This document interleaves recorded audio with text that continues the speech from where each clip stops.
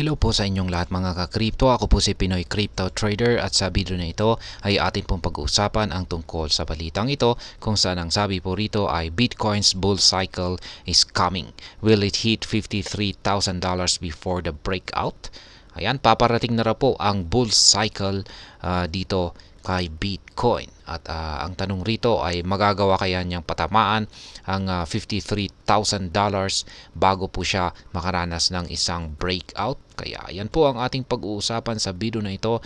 Pero bago po tayo magpatuloy ay nais ko lamang po munang bigyang linaw ang aking disclaimer kung saan ang nilalaman po ng video na ito ay hindi po ito isang financial advice. For education and information purposes lamang po ang layunin nito. At ayan po mga ka-crypto, sa atin pong pagpapatuloy ay ang sabi po rito ay Bitcoin has been the focus of several predictions recently, with prices hovering just below $54,000. Analysts and market leaders are closely watching developments that could trigger a significant price surge, pointing to upcoming macroeconomic factors and market sentiment.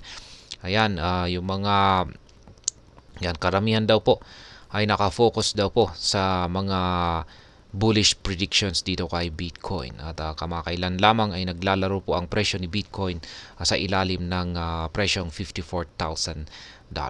Kaya ngayon ay yung mga analysts at saka mga market leaders ay tinututukan po nila yung mga developments na posibleng magdudulot or magti-trigger ng matinding paggalaw or malaking paggalaw dito kay Bitcoin.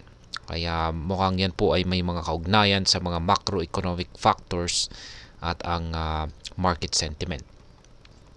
Arthur Hayes closes short signals potential rally. Ayan, yung si Ginoong Arthur Hayes, ang dating BitMEX CEO, ayan, ay nagsara po yun ng kanyang short trading position. At mukhang ito raw po yung nagbibigay ng signal na mukhang makakaranas na ng bullish rally itong si Bitcoin. Kaya yan, sabi rito ay former BitMEX CEO of Arthur Hayes recently closed his Bitcoin short position, signaling that he expects an upcoming price rally. Ayan, sinara po niya yung kanyang Bitcoin short position dahil sa inaasahan po niya na mukhang may paparating na price rally.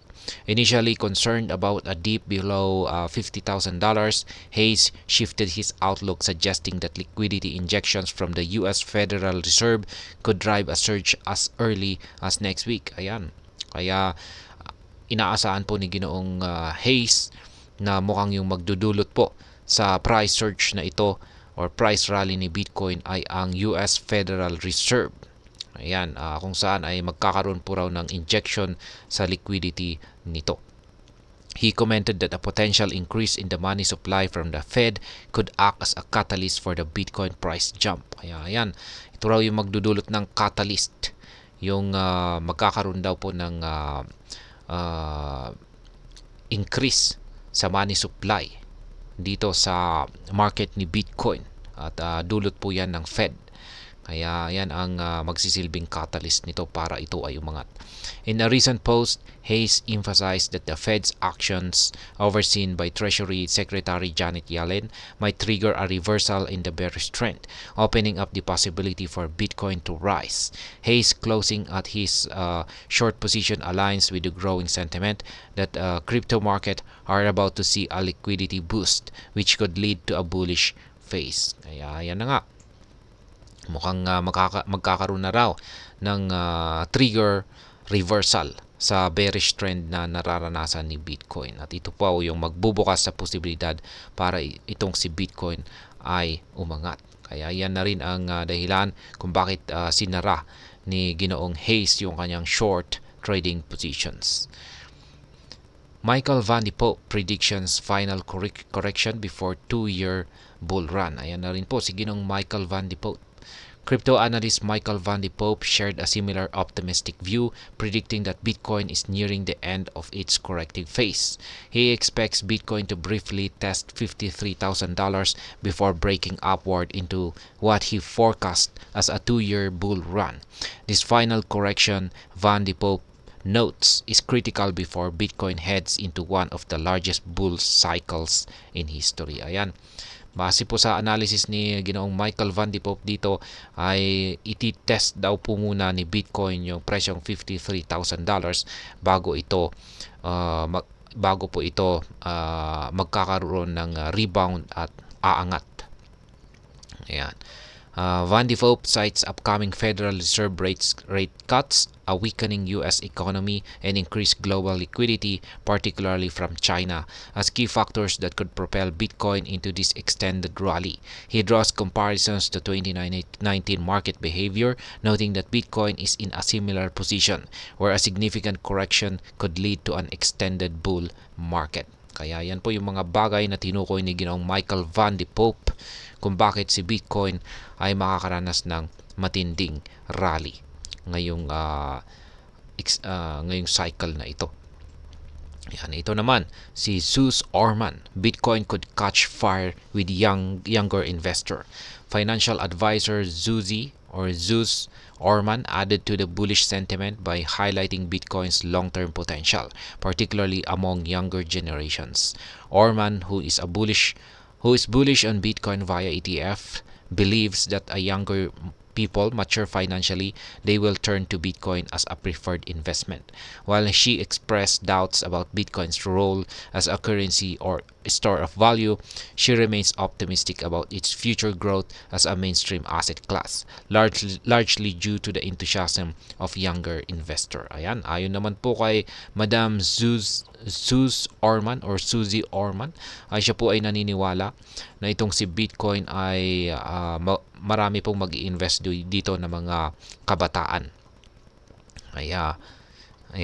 Orman's view is that Bitcoin's appeal will increase as younger generations become more involved in investment markets, creating long-term upward pressure on its price. She anticipates that Bitcoin could be a key asset in shaping the future of digital finance. Kaya yan, ayon po sa kanya, ay yung mga younger generations na ito, mga kabataan na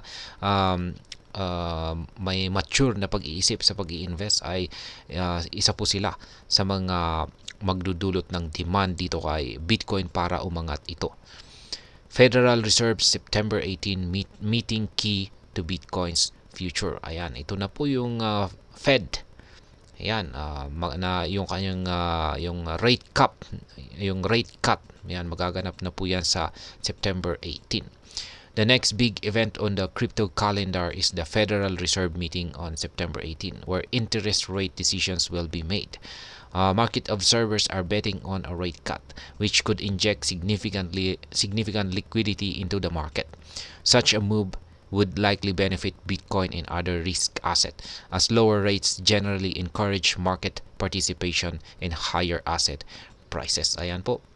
Hindi po pala tayo nakakasiguro kung pag sa September 18 magaganap ang rate cut na ito. Yan, sapagkat magmi-meeting pa po pala sila, pag-uusapan pa po pala nila ito. At dito po sila magkakaroon ng decision kung matutuloy ba ito or hindi.